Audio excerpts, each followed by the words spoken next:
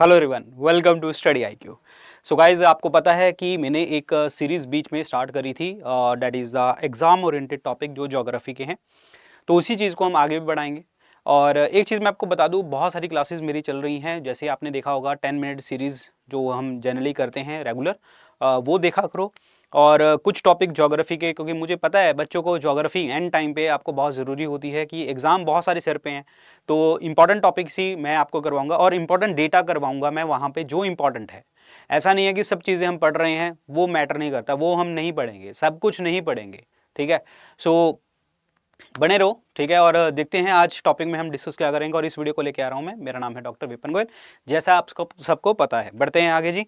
ये जो है सोशल मीडिया हैंडल्स, आप मुझे यहाँ पे फॉलो कर सकते हैं। सारे अपडेट्स वगैरह जो भी लेक्चर्स के होंगे वो टेलीग्राम चैनल के ऊपर आपको मिलेंगे यहाँ पे। और अगर आपको किसी भी लेक्चर के रिगार्डिंग, चाहे मेरा लेक्चर है, यूट्यूब पे कहीं से भी पढ़ रहे हो, या फिर आप सेल्फ स्टडी कर रहे हो, कहीं से भी कुछ डाउट आता है आप लोगों को, तो आप मुझे मैसेज कर सकते हो इंस्टाग्राम के ऊपर। कोई भी रिलेटेड कोई भी टॉपिक है, कोई भी डाउट है, कहीं से भी कोई डाउट है, यू कैन आस्क मी।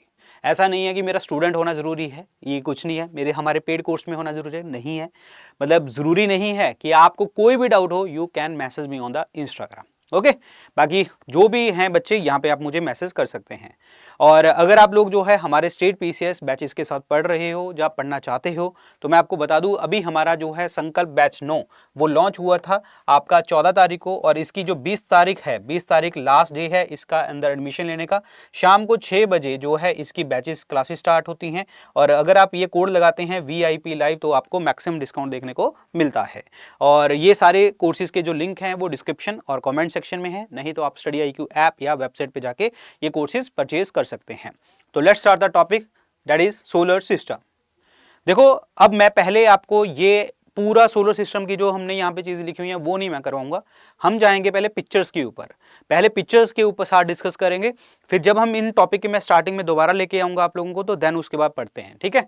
देखो, सबसे पहली बात तो ये है जी, हमारी गैलेक्सी दैट इज कॉल्ड आपका दैट इज मिल्की वे। और मिल्की वे जो गैलेक्सी है हमारी, that is the spiral in shape. ठीक है, स्पाइरल है, घूमती हुई नजर आ रही है आपको इस तरीके से। और इसके नजदीक आपकी गैलेक्सी है, दैट इज कॉल्ड एंड्रोमेडा, वो भी स्पाइरल है। और गैलेक्सी होता क्या है, जिसमें बिलियंस ऑफ स्टार्स देखने को आपको मिलते हैं, तो दिस इज द गैलेक्सी, जिन्हें हम आकाशगंगा के नाम से भी जानते हैं। ये टॉपिक अगेन मैं कह रहा हूं, मैं बिल्कुल स्टार्टिंग से, जो पहली स्लाइड है वहां से हम लेके आएंगे। पहले पिक्चर्स पढ़ते हैं, पिक्चर्स का आइडिया ले लो, सो डैट जब हम पढ़ेंगे ना तो ये सारी चीजें आपको आती होंगी। उसके बाद ये हमारे प्लैनेट्स के बारे में है। तो प्लैनेट्स की अगर हम बात करें यहाँ पे, हाँ यहाँ पे अगर हम प्लैनेट्स की बात करें, ये हमारे 8 प्लैनेट्स हैं। जैसे मरकरी है, वीनस है, मार्स है, यूरेनस, अर्थ है, ये वाली, बुध हो गया, शुक्र हो गया, मंगल हो गया, और धरती। ये जो है सन के बहुत ज्यादा नजदीक हैं, तो इसीलिए इनको आंतरिक या इनर प्लैनेट के नाम से जानते हैं। टेरेस्ट्रियल प्लैनेट के नाम से हम इनको जानते हैं क्योंकि इसके ऊपर धरती है। ठीक है। और रॉक के बने हुए हैं, तो इसलिए इनको रॉकी प्लैनेट के नाम से जानते हैं, पत्थरों से बने हुए हैं। और उसके बाद जो है इस साइड पे ये बड़े बड़े प्लैनेट्स हैं।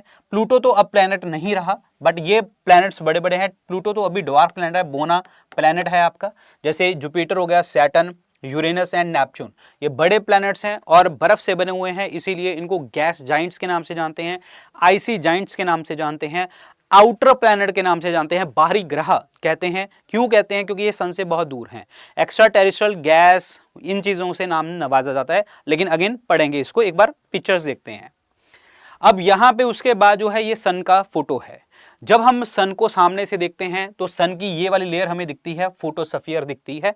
दो दैट इज जो ग्लोइंग चीज होती है वो फोटोस्फीयर होती है। उसके बाद जो है यहां पे नीचे लिखा हुआ है कोरोना। ठीक है, ये कोरोना, कोरोना यहाँ पे आपको नहीं दिख रहा, बट मैं आपको लिख देता हूं यहाँ पे कोरोना। ओके।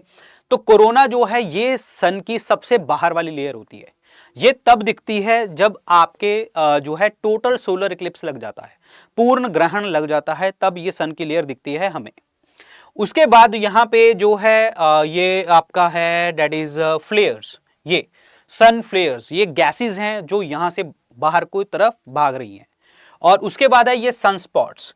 ये सनस्पॉट्स जो हैं, ये सनस्पॉट्स हैं वहां जहां से आपकी ये सोलर फ्लेयर्स निकल रही हैं, क्योंकि यहां पे बहुत सारे आयंस हैं, कैल्शियम, निकल और भी बहुत सारी गैसेज हैं, उनका आयोनाइजेशन होता है, आयनीकरण होता है, ये बाहर की तरफ भागती हैं, तो इसे हम सनस्पॉट्स के नाम से जानते हैं।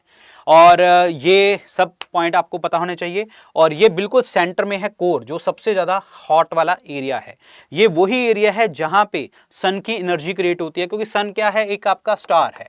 स्टार्स हाइड्रोजन के बने होते हैं, हाइड्रोजन हाइड्रोजन मिलके हीलियम बनाता है और इससे बहुत सारी एनर्जी भी निकलती है, जिन्हें हम न्यूक्लियर फ्यूजन यानी कि नाभिकीय संलयन के नाम से जानते हैं, और बहुत ज्यादा एनर्जी निकलती है यहां से। उसके बाद अगर देखा जाए सन का जो अर्थ है, अर्थ के बाहर की बात करें तो मैग्नेटोस्फीयर है। मैग्नेट्स की तरह अर्थ काम करती है, अर्थ मैग्नेट की तरह काम करती है।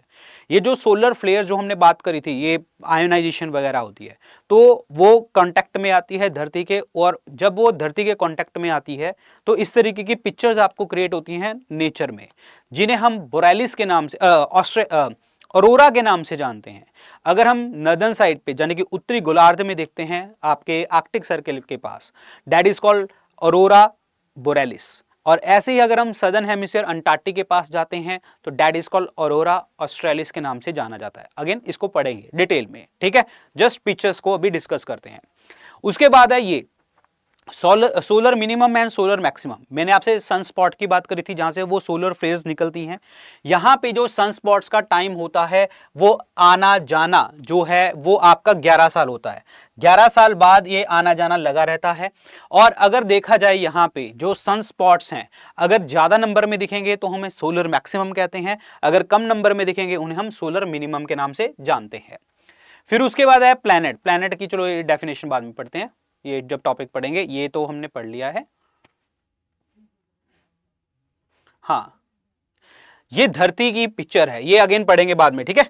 धरती जो टिल्टेड है वो 23.5 डिग्री पे टिल्टेड है, यानी कि टिल्टेड 23.5 डिग्री के ऊपर है, जिसके कारण वो एंगल बन जाता है 90 minus 23.5 degree, that is 66.5 degree का एंगल बन जाता है।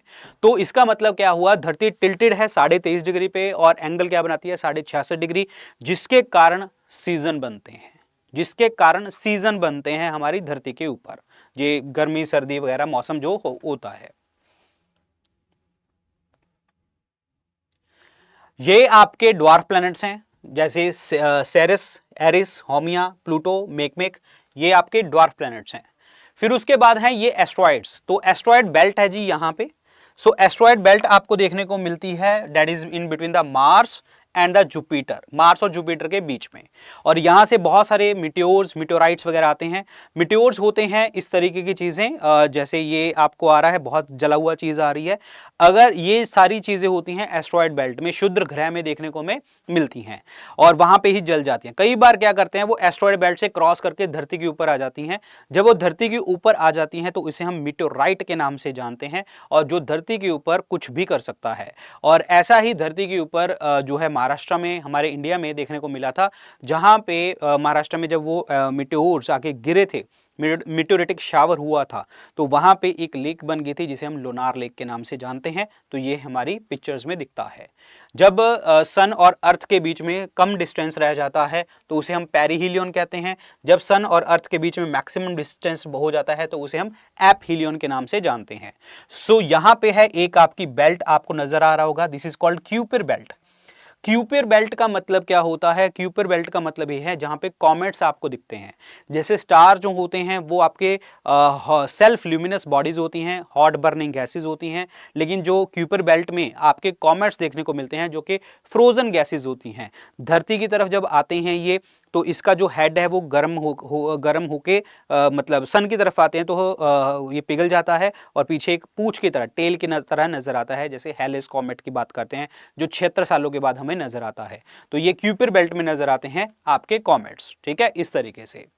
और ये मिट्योराइट हमने पढ़ लिया था, ठीक है, दैट्स इट। तो ये हमने पिक्चर्स पढ़ ली हैं एक बार। अब आएंगे हम अपने टॉपिक पे, और इंग्लिश हिंदी दोनों भाषाओं में मैंने लिखा हुआ है, अच्छे से इसको समझना, बहुत डिटेल में हम पढ़ेंगे। जो आपके एग्जाम पॉइंट ऑफ व्यू चीजें इंपॉर्टेंट है वही चीजें हम पढ़ेंगे यहाँ पे, ठीक है। तो पिक्चर्स हमने पूरी क्लियर कर ली हैं, बट अगेन कुछ भी पिक्चर में रह गया होगा तो अब आपको बहुत ज्यादा क्लियर हो जाएगा, तो अच्छे से पढ़ना। तो देखो जी, सबसे पहली बात तो हमारे सोलर सिस्टम में, अगेन मैं आपको बता दूं, हम सिर्फ और सिर्फ एग्जाम पॉइंट ऑफ व्यू मैं पढ़ा रहा हूं, सिर्फ एग्जाम पॉइंट ऑफ व्यू। मैं बहुत डिटेल में नहीं जाऊंगा, मतलब बहुत ज़्यादा एक्सट्रीम भाई ये मैं सिर्फ और सिर्फ एग्जाम ओरिएंटेड चीज़ें आपको कराऊंगा जो एग्जाम में सीधे सीधे दिखेंगी आपको।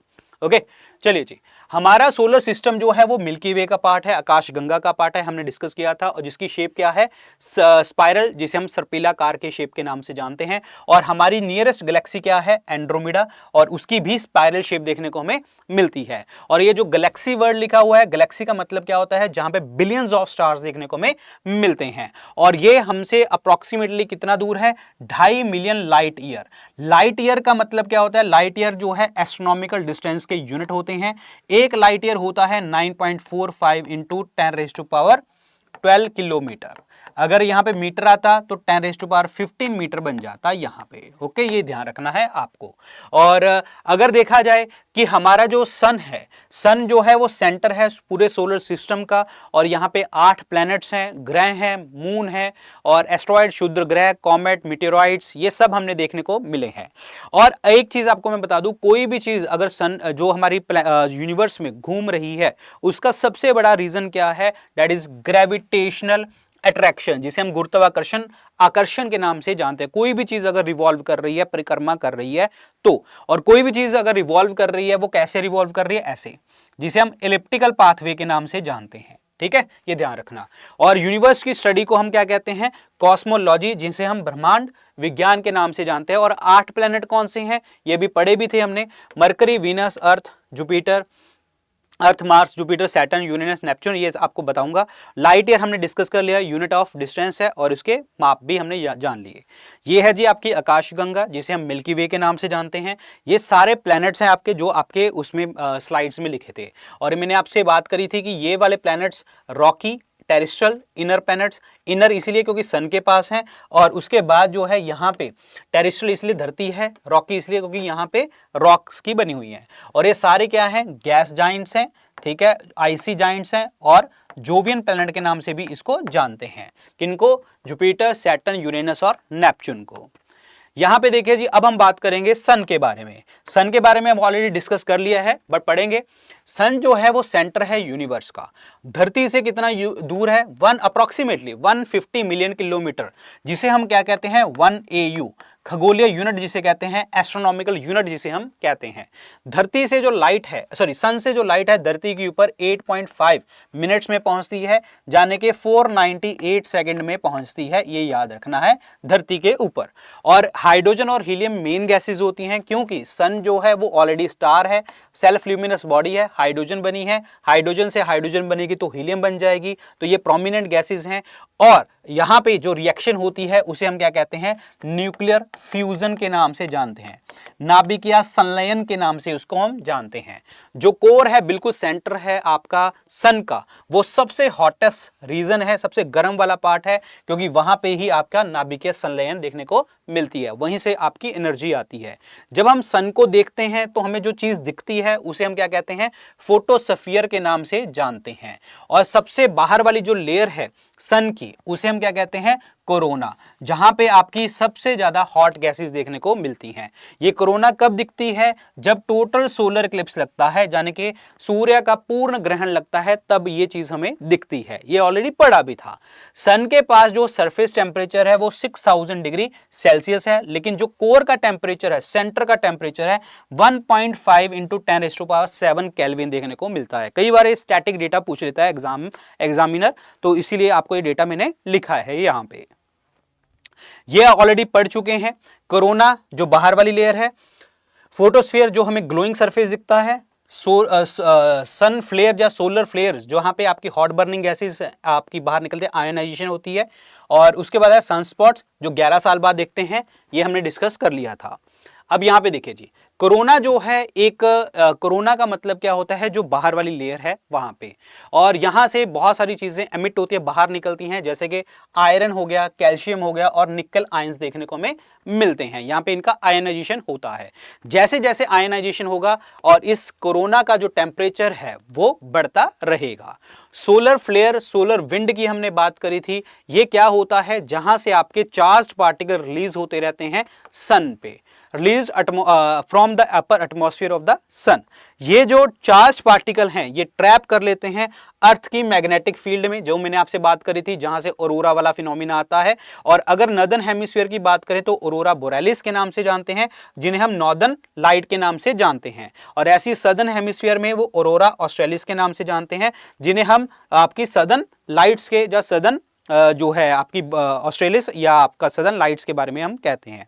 ये वो चीज़ें हैं जहां से आपकी जो सोलर फ्लेयर्स हैं वो टच करती हैं अर्थ के मैग्नेटोस्फीयर में। वहां से जब चुंबक की तरह काम आएगी तो चुंबक चमकती है, तो ये आपको नजर आएगा australis and borealis. Borealis Uttar side पे और ऑस्ट्रेलिस दक्षिण वाली साइड पे देखने को मिलेगा। तो ये पता होना चाहिए तुम्हें। ये सारा मैं पढ़ा चुका हूं, वैसे तुम्हें फोटो से ही पढ़ा चुका हूं मैं। ये सन स्पॉट्स जो होते हैं ये डार्क अपीयरिंग एरियाज होते हैं फोटोस्फीयर में, जो हमें दिखता है, जहां पे आपकी सोलर फ्लेयर जो हैं स्टार्ट होती हैं। ये फिनोमिना हर 11 साल बाद आता है और इस साइकिल को हम क्या कहते हैं, सन स्पॉट साइकिल के नाम से जानते हैं। जहां पे सन स्पॉट्स ज्यादा होंगे उन्हें हम सोलर मैक्सिमम कहते हैं, जहां पे सन स्पॉट कम होंगे उन्हें हम सोलर मिनिमम के नाम से जानते हैं।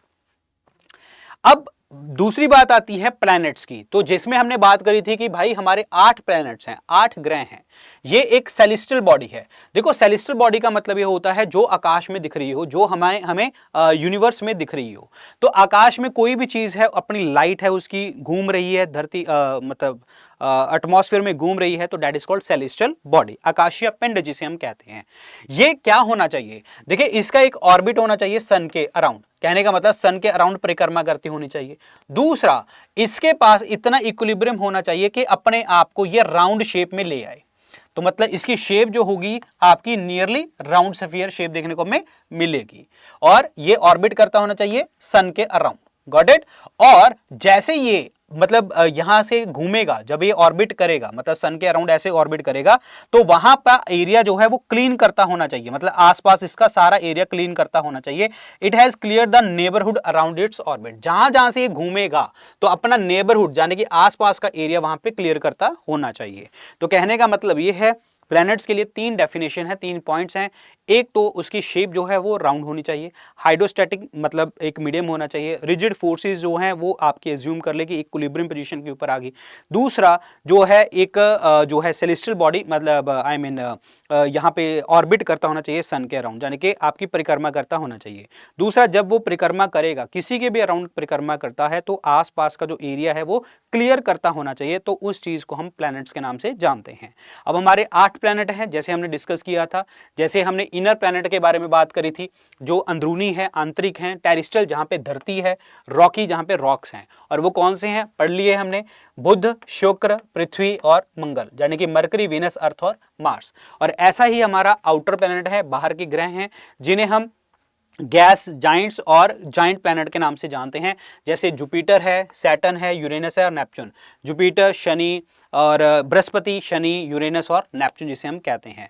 सारे प्लैनेट जो हैं वो एक फिक्स्ड पोजीशन के ऊपर सोलर सिस्टम में मूव करते हैं। और वो मूव कैसे करते हैं, इलिप्टिकल पाथवे में ऐसे। ओके, एक नाइट प्लैनेट भी ढूंढा गया है जिसका नाम क्या रखा गया है नासा के द्वारा, कार्ला। ये भी आपको पता होना चाहिए। अब बात करते हैं ये वाले जो प्लैनेट्स हैं, ऑलरेडी पढ़ा था अभी हमने, ठीक है। ये वाले जो प्लैनेट्स हैं आपके कौन से हो गए, टेरेस्ट्रियल, रॉकी और इनर, क्योंकि सन के पास हैं। और ये बाहर से हैं तो ये आपके क्या हो गए, that is outer, icy and Jovian planet के नाम से जानते हैं। सबसे पहले पढ़ेंगे हम मरकरी के बारे में। This is important data. तो मरकरी यानी कि बुध, बुध जो है सबसे सन के नजदीक है, अभी हमने देखा था, और सबसे स्मॉलेस्ट प्लैनेट है पूरे सोलर सिस्टम में। लेकिन इसकी कोई भी सैटेलाइट नहीं है, यहां पे ध्यान रखना है। अपने रोटेशन यानी कि घूर्णन जो करता है आपका 58.45 डेज के ऊपर, 58.65, यानी कि ये अपने अराउंड जो है घूमता है, ऐसे चक्कर लगाता है, ऐसे चक्कर लगाता है अपने अराउंड, जैसे एक पोजीशन के ऊपर। जैसे लेट सपोज ये हाथ है तो ये मैंने ऐसे किया तो ये रोटेशन हो गया। अगर मैं इसको ऐसे करके लेके जा रहा हूं तो दैट इज कॉल्ड रेवोल्यूशन, ठीक है। तो रोटेशन वो करता है 58.65 अर्थ डेज पे। लेकिन अगर रेवोल्यूशन की बात करें तो 88 डे में आपका करता है रेवोल्यूशन, जब वो एक परिक्रमा लगाता है। अब मरकरी को हम रोमन गॉड ऑफ कॉमर्स के नाम से जानते हैं। कॉमर्स का मतलब क्या होता है, जो बिजनेस वाला। तो मतलब रोमनों में इसको हम वाणिज्य का देवता के नाम से जानते हैं। अब इसके ऊपर सबसे पहली बार जो मिशन गया था वो नासा का मैरिनर 10 गया था। लेकिन नासा का एक आपका जो है दैट इज मिशन है मैसेंजर, जो पहला स्पेसक्राफ्ट था जिसने ऑर्बिट किया था मरकरी को। पहला मिशन जो भेजा गया था नासा द्वारा मरकरी को स्टडी करने के लिए, दैट वाज मैरिनर 10। लेकिन ऑर्बिट में कौन घुस गया है ऑर्बिट में, दैट इज मैसेंजर वाला। ठीक है, तो ये पता होना चाहिए, ये इस तरीके के क्वेश्चन पेपर में आ जाते हैं। नेक्स्ट हम पढ़ेंगे दूसरा, दैट इज वीनस। वीनस जो है सबसे चमकदार है और इसका कोई मून और सैटेलाइट नहीं है, जैसे मरकरी का भी नहीं है। ये प्लैनेट रोटेट करता है ईस्ट टू वेस्ट। एक चीज आपको ध्यान रखनी है, दो प्लैनेट है सिर्फ, वीनस यानी कि शुक्र और यूरेनस। ये आपके बैकवर्ड डायरेक्शन में घूमते हैं, उल्टी दिशा में रेट्रोग्रेड डायरेक्शन में घूमते हैं। इसका जो रोटेशन टाइम है वो 243 डेज है, जो कि लॉन्गेस्ट है किसी भी प्लैनेट का सोलर सिस्टम के अंतर्गत। और यहां पे वन रोटेशन जो है इतना दिन लेता है। ठीक है, और ये रेवोल्यूशन सन के अराउंड जब परिक्रमा करती है तो 224 दिनों में परिक्रमा करता है, और इसका कोई भी नेचुरल सैटेलाइट नहीं है। इसको धरती का जो है ट्विन कहते हैं, पृथ्वी का जुड़वा भाई, जुड़वा कहते हैं। क्यों कहते हैं? क्योंकि इसका साइज शेप बिल्कुल बिल्कुल सिमिलर है धरती के, और इसीलिए इसको अर्थ सिस्टर के नाम से जाना जाता है। मॉर्निंग और इवनिंग स्टार के नाम से जानते हैं। क्यों जानते हैं? क्योंकि यहां जब मॉर्निंग होती है, इवनिंग होती है, तो सबसे पहली बार जो स्टार हमें दिखता है सुबह उठ के, तो वो भी वीनस। शाम को जो पहला चमकदार स्टार दिखता है तो वो भी वीनस होता है। मरकरी से ज्यादा हॉट है वीनस। क्यों? क्योंकि इसके ऊपर जो है क्लाउड कवर बहुत ज्यादा है वीनस के ऊपर, यानी कि शुक्र ग्रह के ऊपर। जैसे ही सन की लाइट पड़ती है तो यहां पे वो ट्रैप हो जाती है, जिसे हम कहते हैं ग्रीन हाउस इफेक्ट। तो ग्रीन हाउस इफेक्ट होने के कारण ये सबसे ज्यादा हॉटेस्ट प्लैनेट है और इसीलिए ब्राइटेस्ट प्लैनेट है यहां पे। This is important one. और इसकी भी सैटेलाइट कोई नहीं है और मरकरी की भी सैटेलाइट कोई नहीं है। दूसरी बात करते हैं जी अब धरती के ऊपर। धरती के ऊपर जो है, धरती तीसरा नियरेस्ट प्लैनेट है सन पे, लेकिन अगर हम साइज की बात करें तो 5th लार्जेस्ट प्लैनेट है, क्योंकि सबसे बड़ा तो जुपिटर है, then Saturn, then Uranus, then Neptune, then उसके बाद धरती आ जाती है, फिर मार्स आ गया, फिर वीनस और मरकरी। ये आपको पता होना चाहिए। ठीक है, अब धरती जैसे मैंने आपको बताया था टेढ़ी है 23.5 डिग्री के ऊपर, इसीलिए वो एंगल कितना बनाती है 66.5 डिग्री का, जिसके कारण जो है हमारे धरती के ऊपर सीजन्स आते हैं।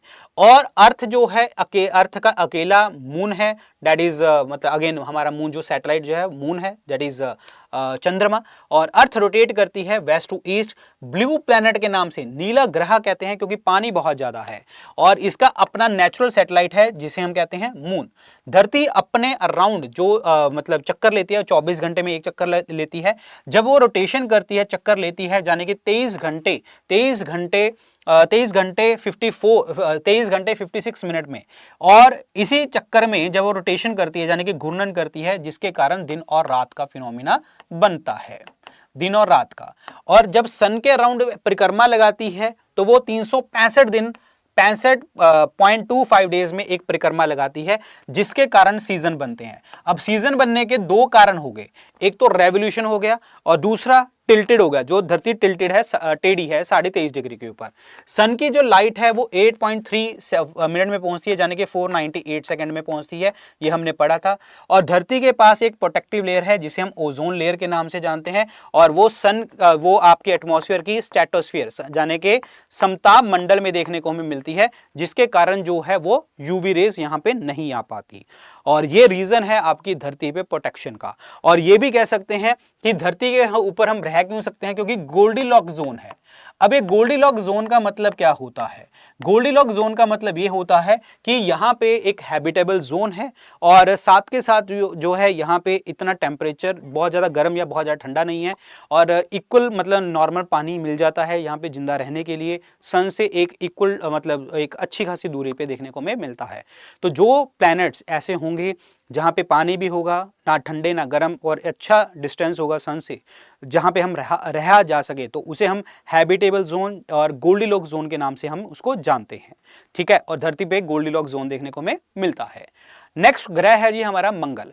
मंगल जो है चौथा ग्रह है, और इसे हम और सेकंड स्मॉलेस्ट प्लैनेट है सोलर सिस्टम में, और इसे हम रेड प्लैनेट के नाम से जानते हैं। रेड इसीलिए क्योंकि भाई इसके ऊपर मिट्टी मिलती है जो कि रेड कलर की है, जिसमें आयरन देखने को मिलता है। 24 घंटे 37 मिनट के अंदर ये एक रोटेशन लगाता है। 687 डेज में ये एक परिक्रमा लगाता है। इसकी दो सैटेलाइट हैं जिसे हम कहते हैं फोबोस और दीमोस। This is important. और इसको हम रोमन गॉड ऑफ वॉर के नाम से जानते हैं, यानी कि रोमन में युद्ध के देवता कौन है? मंगल। पॉइंट समझ में आया? सीधी सी बात है। वो कहते हैं ना, आपने एस्ट्रोलॉजी में सुना होगा मंगल खराब है, भाई लड़ाइयाँ ही होती रह रही हैं वहां पे, ठीक है, जब उसका माइंड जो है वो लड़ाइयों वाला चल रहा है। तो युद्ध के देवता दैट इज मंगल ग्रह। ओके, नेक्स्ट है जी जुपिटर, जिसे हम बृहस्पति के नाम से जानते हैं। यह लार्जेस्ट प्लैनेट है सोलर सिस्टम में, और ये गैसेस का बना हुआ है, और इसे हम जायंट गैस प्लैनेट के नाम से जानते हैं। मैंने आपको बताया था 4 हैं, जो उधर वाले हैं, आउटर वाले, जुपिटर सैटर्न,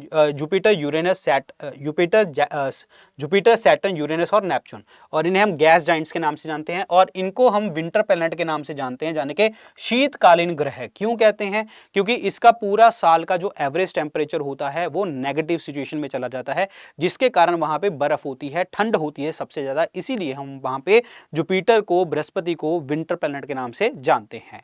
अब ये एक रोटेशन करता है 9 घंटे 55 मिनट में, और रेवोल्यूशन करता है अप्रोक्सीमेटली 12 सालों में।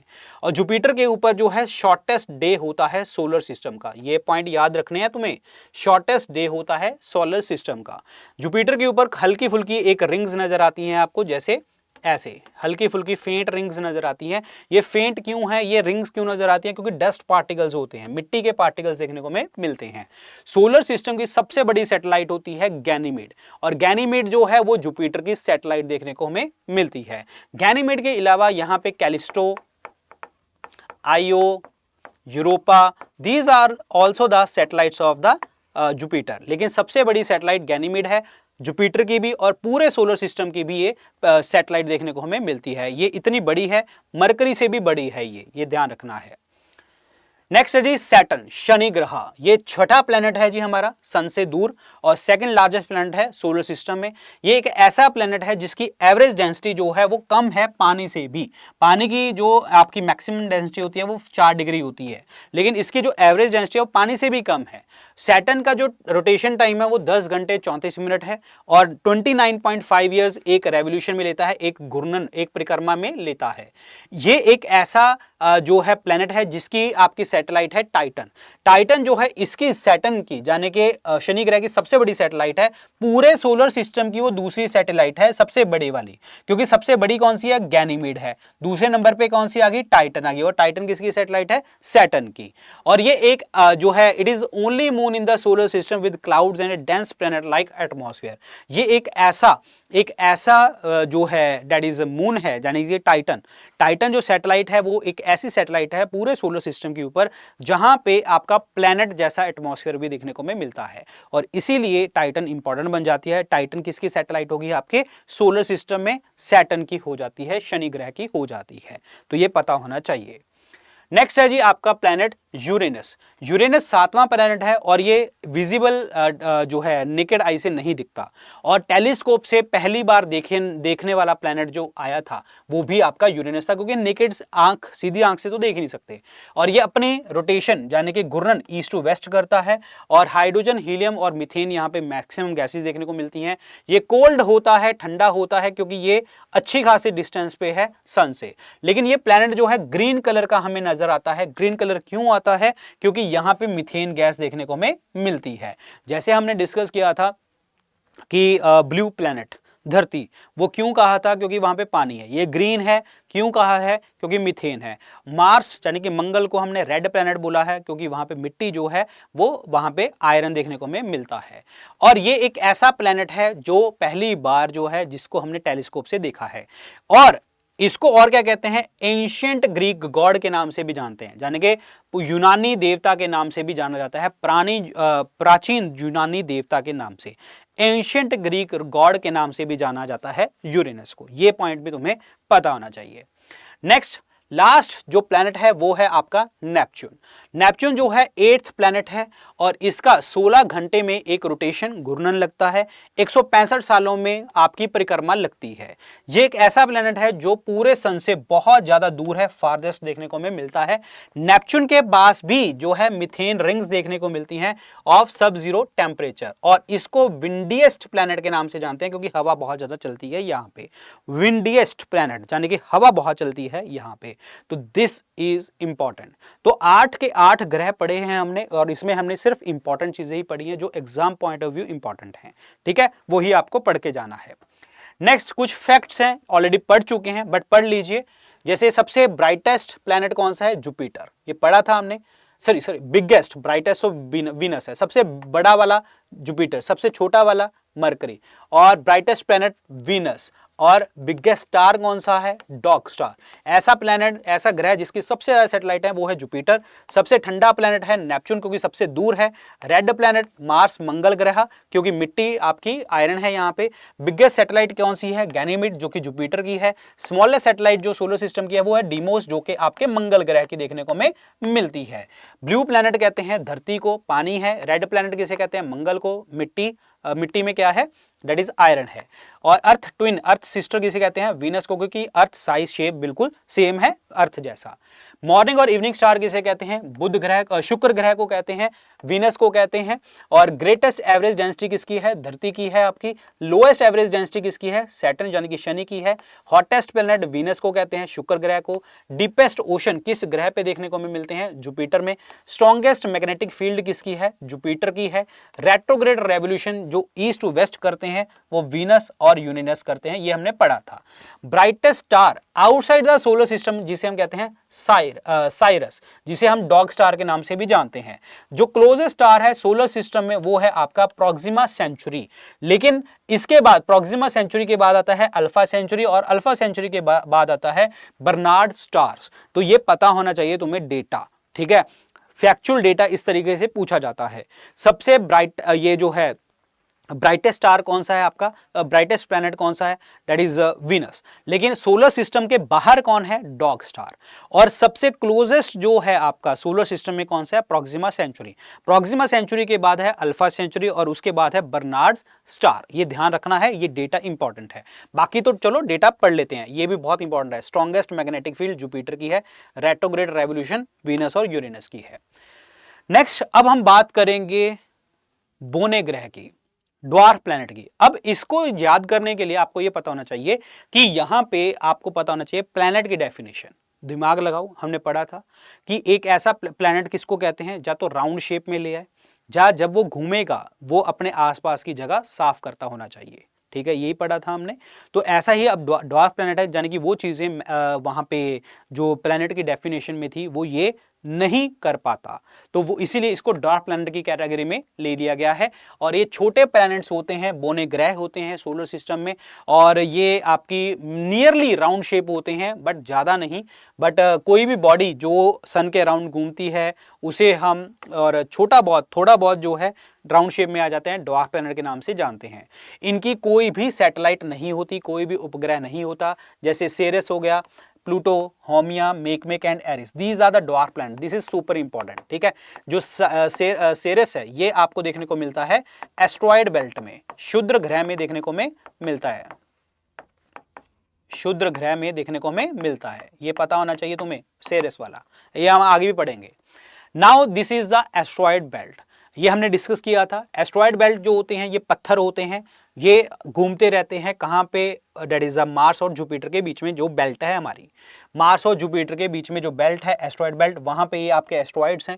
वहां पे जो पत्थर घूमते रहते हैं उन्हें हम मिटियोर्स वगैरह भी कह देते हैं। धरती के ऊपर आ जाएंगे तो मिटराइट कह देते हैं। और इनको लघु ग्रह, माइनर प्लैनेट के नाम से भी जानते हैं। और इनको प्लैनेट, जो बड़े प्लैनेट होते हैं, यानी कि बड़े एस्ट्रॉयड होते हैं, लार्जर एस्ट्रॉयड, उन्हें हम प्लैनेटॉइड के नाम से भी जानते हैं। This is important one. और जो सेरेस है ये आपको मैंने बताया था, this is in between the this is in the asteroid belt, ये आपको पता होना चाहिए, ठीक है। This is important one. पहला और लार्जेस्ट एस्ट्रॉयड देखने को हमें मिलता है, दैट इज सेरेस। अब उसके बाद है जी कॉमेट्स। कॉमेट्स मैंने आपको बताया था कि ये क्यूपिर बेल्ट में देखने को मिलते हैं। ये आपके जो है रिवॉल्व करते हैं, परिक्रमा लगाते हैं सन के अराउंड। इर्रेगुलर शेप के होते हैं। जैसे ये सन के पास आ जाते हैं तो उस पोजीशन को हम कहते हैं पेरीहीलियन। जैसे ये सन से दूर चले जाते हैं उसे हम कहते हैं एपहीलियन। पेरीहीलियन यानी कि उपसार, P for perihelion, P for पास। जब पास आ जाएंगे, नजदीक आ जाएंगे, उपसौर कहते हैं। जब दूर चले जाएंगे एपहीलियन जो है अपसोर के नाम से जाना जाता है। अब एक कॉमेट जो है जिसे हम कहते हैं हेलेस कॉमेट, ये 76 सालों में एक बार नजर आता है। लास्ट टाइम ये दिखा था 1986 में, और इसके बाद 76 साल जोड़ लो, अप्रोक्सीमेटली 2060 के आसपास। ठीक है, अब बात करते हैं ये कॉमेट्स। जैसे मैंने आपको बताया था कि ये जो है बर्फ के बने होते हैं, ये एक डर्टी स्नो बॉल्स होती हैं, mainly rocks, ice, rocks, dust की बनी होती हैं। और ये जैसे ही सन के पास आते हैं, हीट आती है, ये बर्फ पिघल जाती है और ये डस्ट और गैसेस हवा में रिलीज हो जाती हैं। जो सॉलिड पोर्शन होता है कॉमेट्स का, खास करके जो मैंने आपसे बात करी, ये डस्ट, रॉक, आइस, इन चीजों का ही बना होता है। और इसके बीच में आपके इनएक्टिव डस्ट पार्टिकल्स होते हैं जो दूर होते हैं सन से। जैसे ये सन के पास जाएंगे तो हमें ये गैसेस रिलीज होती नजर आएंगी क्योंकि पिघल जाएंगी, और एट द एंड जो है ये पीछे की तरफ एक टेल की तरह नजर आएगा। और ये कॉमेट्स जो होते हैं ये पुश करते हैं अपने ऑर्बिट को close to the sun and earth neighbourhood due to the force of gravity. यानी कि ये धरती के ये सन के पास क्यों जाते हैं? Due to the force of gravity, gravitational force के कारण। This is important one. और मैंने जैसे आपको बताया कि जैसे नजदीक जाएंगे भाई वो पिघल जाएगा और पीछे एक पूंछ की तरह नजर आएगा, ये हमें नजर आता है। कॉमेट्स की अपनी कोई भी लाइट नहीं होती, जैसे स्टार्स की अपनी लाइट होती है, इनकी अपनी कोई लाइट नहीं होती। स्टार्स जो होते हैं वो सेल्फ ल्यूमिनस लाइट्स होती है, अपनी खुद की लाइट होती है, न्यूक्लियर फ्यूजन होता है, लेकिन इनके पास अपनी कोई लाइट नहीं होती। और इनकी जो लाइट है वो डिपेंड करती है गैस और डस्ट पार्टिकल के ऊपर, जब वो बर्न आउट होगा, जब सन के पास जाएगा।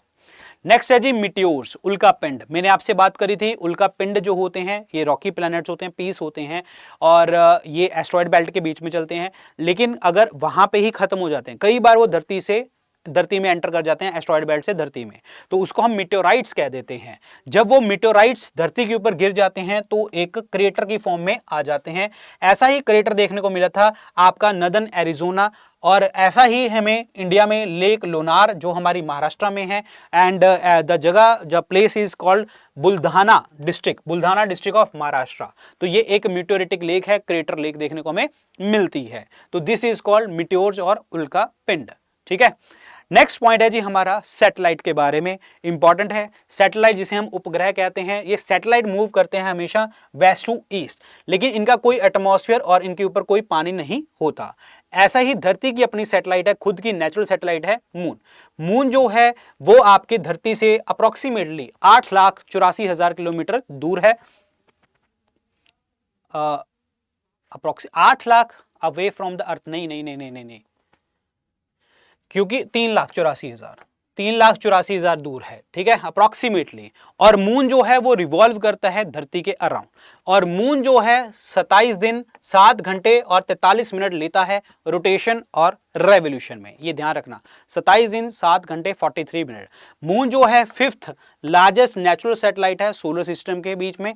धरती से जो मून की लाइट है धरती के ऊपर 1.3 सेकंड में पहुंचती है, जैसे हमने डिस्कस किया था कि सन की लाइट 498 सेकंड में पहुंचती है और मून की 1.3 सेकंड में। जो ग्रेविटेशनल पुल है, जो ग्रेविटेशनल फोर्स ऑफ अट्रैक्शन है मून की, वो कितनी है? 1/6 of the gravitational force of the earth. यानी कि ग्रेविटी के ऊपर सारी चीजें डिपेंड करती हैं। अपोलो 11 जो है आपका मैन मेड मिशन था, पहला 1969 में भेजा गया था नासा के द्वारा मून के ऊपर, और study of moon is called selenology, इसे हम कहते हैं। तो दिस इज इंपॉर्टेंट पॉइंट। ठीक है, तो ये पता होना चाहिए। तो यहाँ पे डिस्टेंस अप्रोक्सीमेटली 3,84,000 किलोमीटर के पास है, 5th लार्जेस्ट नेचुरल सैटेलाइट है। 27 दिन 7 घंटे 43 मिनट्स का जो है आपका रोटेशन और रेवोल्यूशन टाइम देखने को हमें मिलता है। अब बात करते हैं कुछ इंपॉर्टेंट मिशंस के ऊपर, जो स्पेस मिशंस जो हैं इन ग्रहों के ऊपर भेजे गए हैं। ये रट्टाफिकेशन वाला पार्ट है, ये याद ही करना पड़ेगा तुम्हें, और आते हैं एग्जाम में ये क्वेश्चन। जैसे कि फॉर एग्जाम्पल मैसेंजर मरकरी के ऊपर नासा द्वारा, और क्यूरियोसिटी मार्स के ऊपर, मंगल ग्रह के ऊपर नासा द्वारा, वाइकिंग मंगल के ऊपर नासा द्वारा, पायोनियर जुपिटर के ऊपर नासा द्वारा, कैसिनी सैटर्न के ऊपर, इसमें आपके सारे लोग गए थे, नासा, यूरोपियन स्पेस एजेंसी और इटली की एजेंसी। उसके बाद है न्यू होराइजन जो है प्लूटो के ऊपर, नासा के द्वारा। आदित्य L1 जो हमने भेजा है दैट इज सोलर कोरोना यानी कि सोलर पढ़ने के लिए इसरो के द्वारा। रोसेटा जो है एस्ट्रॉयड और कॉमेट्स के ऊपर भेजा गया है यूरोपियन स्पेस एजेंसी द्वारा। फिनिक्स जो है ये एक soil sample near the northern pole, उसके जो है मार्स के ऊपर पानी वगैरह सर्च करने के लिए नासा के द्वारा भेजा गया है। मार्स ऑर्बिटर मिशन मार्स मंगल ग्रह के ऊपर इसरो के द्वारा भेजा गया है। ठीक है, तो दीज आर द डिफरेंट आपके मिशंस। अब बात करते हैं यहां पे कि आपके जो सोलर सिस्टम में स्टार्स होते हैं वो क्या होते हैं। देखिए, एक hot burning gases, clouds, clumps की बात करें तो वो आपका होता है नेबुला। सबसे इंपॉर्टेंट चीज ये है that is birth place, that is called nebula. Nebula convert हो जाता है व्हाइट ड्वार्फ में। अगर व्हाइट ड्वार्फ का मतलब ये है जब उसका 1.44 इंटू साइज ऑफ द सन से इतना साइज हो जाए तो that is called white dwarf बन जाता है। और इसमें होता है जो न्यूक्लियर फ्यूजन होती है वो इंटरनल चलती रहती है, कंडेंस होता रहता है और बस्ट आउट होता रहता है। ये न्यूट्रॉन स्टार क्या होता है जब उसकी जो है साइज जो है वो 3 गुना हो जाए then the size of the sun. Point समझ में आया। और अगर न्यूट्रॉन स्टार रोटेट कर रहा है, अगर न्यूट्रॉन स्टार रोटेट कर रहा है तो उसे हम क्या कहते हैं, पल्सर के नाम से जानते हैं। Rotating neutron star is called pulsar. और न्यूट्रॉन स्टार क्या होता है, that is 3 into size of the sun. और उसके बाद जो है एक ब्लैक होल की सिचुएशन आती है जब लाइट पास नहीं करती, उसमें एक सिचुएशन आती है सुपरनोवा की। यहां पे सुपरनोवा में क्या होता है, जैसे ही आपका ये गैस कंडेंस होती रहती है, चीजें कंडेंस होती रहती हैं, तो वहां पे जो वेव्स है वो बाहर की तरफ निकलती हैं और वो शॉक वेव की तरह निकलती हैं, शॉक वेव की तरह निकलती हैं ऐसे। तो वो जब निकलेंगी that is called supernova situation. Red giant जो अभी हमारा सन है, ठीक है, दिस इज द आपकी लाइफ। ये पता होने चाहिए आपको, मेन इज इंपॉर्टेंट। नेबुला क्या होता है, that is hot burning gases, the birth place of the stars. फिर व्हाइट ड्वार्फ पता होना चाहिए, 1.44 into size of the sun. Neutron star is 3 into size of the sun. Black hole जहां पे आपकी लाइट पास नहीं करती। सुपरनोवा जहां पे गैस कंडेंस हो रहती है और बाहर जो निकलती है वो एक शॉक वेव की फॉर्म में निकलती है। पल्सर क्या होता है, रोटेटिंग न्यूट्रॉन स्टार, अगर न्यूट्रॉन स्टार रोटेट कर रहा है। सो these points are very important, these topics are very important in the solar system. पढ़ने को तो बहुत कुछ पढ़ सकते हो, मैं पहले ही बता दूं, लेकिन इसका जो नेक्स्ट टॉपिक हम लेके आएंगे वो हम धरती वाला टॉपिक लेके आएंगे। अर्थ क्या है, अर्थ के ऊपर भी पेपर में बहुत सारे क्वेश्चन आते हैं। तो इसीलिए आप stay tune at on the Study IQ platform. और बाकी सारे कोई भी मेरी लेक्चर आती है, कोई भी क्लास आती है, वो मैं टेलीग्राम चैनल के ऊपर यहाँ पे शेयर करता हूँ। तो जुड़े रहो। कुछ भी आता है, MCQ की क्लासेस, करंट अफेयर की क्लासेस जो मेरी आती हैं, सब कुछ मैं टेलीग्राम पे शेयर करता हूँ। आप ये क्लास जो है, चाहे मेरे पेड कोर्स हैं, हमारे पेड कोर्स हैं, चाहे आप यूट्यूब से कहीं से भी पढ़ते हैं, तुम्हें कोई भी डाउट आता है, सेल्फ स्टडी करते हो, कुछ भी करते हो, डाउट आता है, तो you can message me on the Instagram. तो मैं यहाँ पे आपकी जो क्वेरी है उसको सॉल्व करने की पूरी कोशिश करूँगा।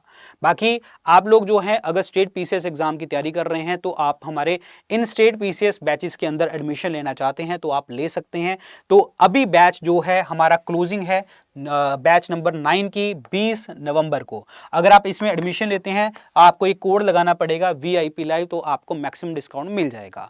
अब आपको करना क्या है, या तो इस वीडियो के डिस्क्रिप्शन और कमेंट सेक्शन में आपको लिंक मिल जाएंगे कोर्सेज के, उसको क्लिक करके बाय कर सकते हो, नहीं तो आप सीधा स्टडी IQ ऐप या वेबसाइट पे जा सकते हो। जैसे आप स्टडी IQ ऐप और वेबसाइट पे जाएंगे तो आपको यहाँ पे दिखेगा that is state PCS live foundation batches. तो ये सारे डिफरेंट बैचेस आपको नजर आएंगे यहाँ पे, ठीक है। State PCS live foundation batches में जो आपकी स्टेट है उसमें आप क्लिक कर सकते हैं। यहाँ पे कोई भी आपकी स्टेट है, यहाँ पे आप उसको क्लिक कर लीजिए, मान के चले ये वाला है, ठीक है।